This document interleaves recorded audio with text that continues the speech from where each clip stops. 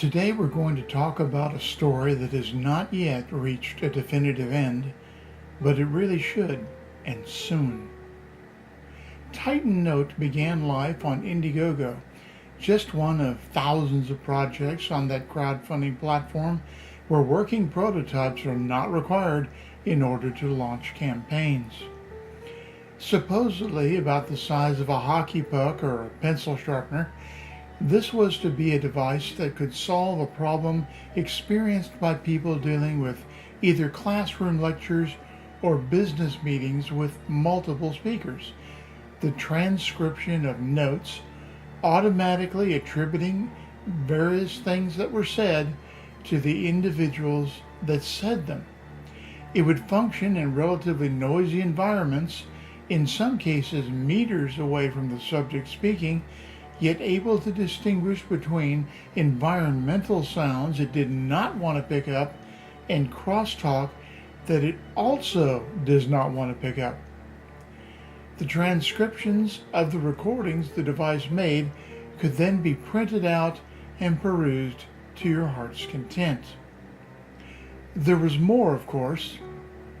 The Titan Note could also be used to charge your cell phone on the fly in case your battery was low, and could also operate as a speaker for things like music, so you didn't have to lack for entertainment. A truly ambitious product that garnered over $1.1 million worth of backing pledges by the time the IndieGoGo campaign was ended, by IndieGoGo canceling the campaign and refunding all the backer money. What happened? Why did this occur?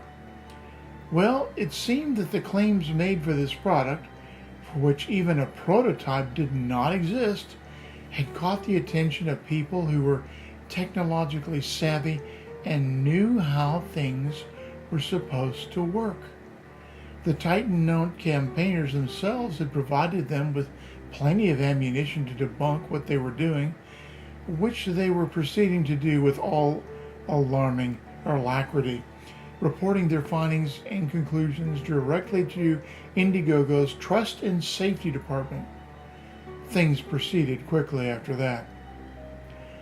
Among the things that they saw which made it glaringly obvious that the Titan Note campaign was designed to fool people was the revelation that the printed circuit board that allegedly was inside the product under development.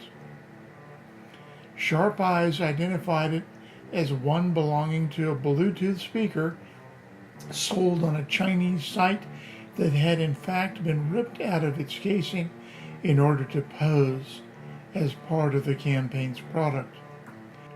To their credit, IndieGoGo acted quickly and closed the campaign, refunding all of the backers before the funds were collected and dispersed to the Titan Note campaigners.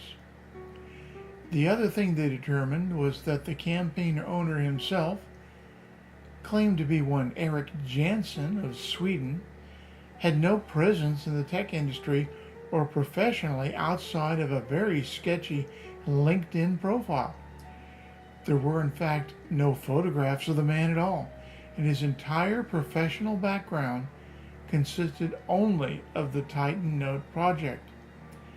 The only other people involved with the campaign, once researched, turned out to be employees of a firm that aided and advised crowdfunding campaigns in how to be successful.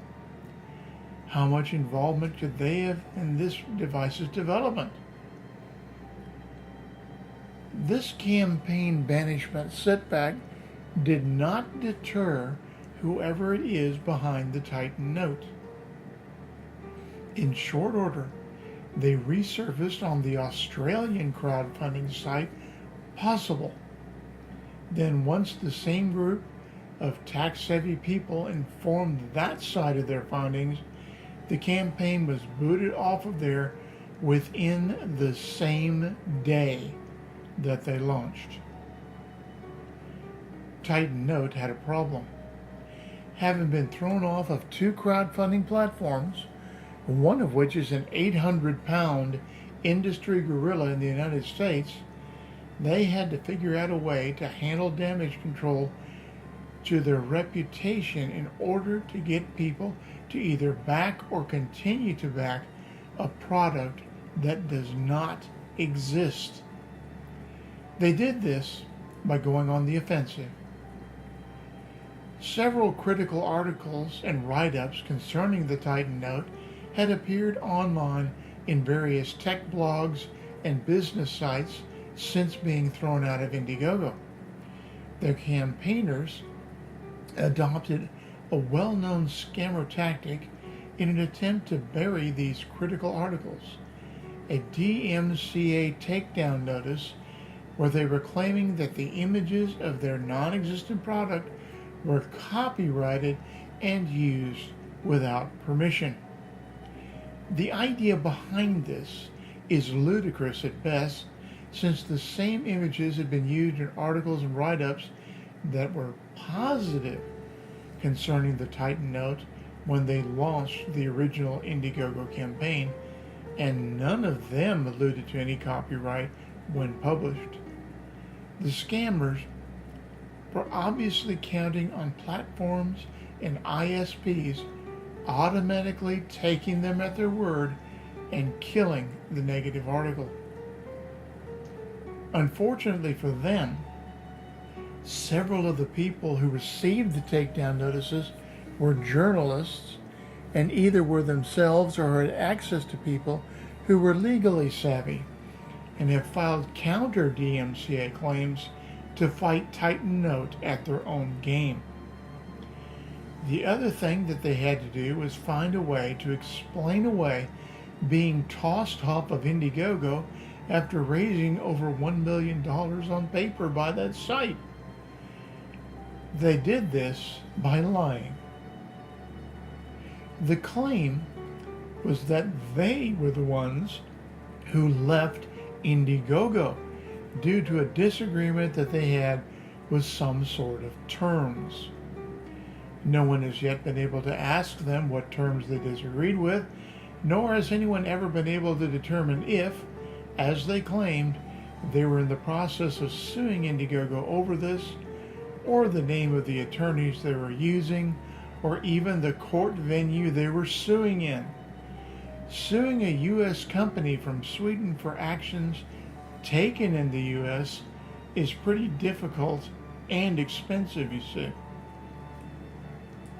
After having set these things in motion to try and regain some sort of credibility, Titan Note has now launched their own independent website, which now sports a copyright symbol at the very end for the first time ever, powered by Shopify, where they are claiming that they have raised $1.1 million, the exact amount they did not get from IndieGoGo. So where did it come from? There's more, of course. Those tech-savvy people were very thorough in their takedown point by point of the Titan Note. So what should you make of all this? Our opinion is that this is vaporware. It's never going to be built, and the campaign is specifically designed merely as a means to separate you from your money. You, of course, may have a different opinion. If you believe in this product, we would tell you that your best bet is to wait until a retail version appears on the marketplace and buy that. It's the only way to be sure that a product has actually been built and you can own it, and you might even see reviews of it from other people that bought it and have used it to see if it lives up to the claims. Meanwhile, this campaign burns screaming in crowdfunding hell.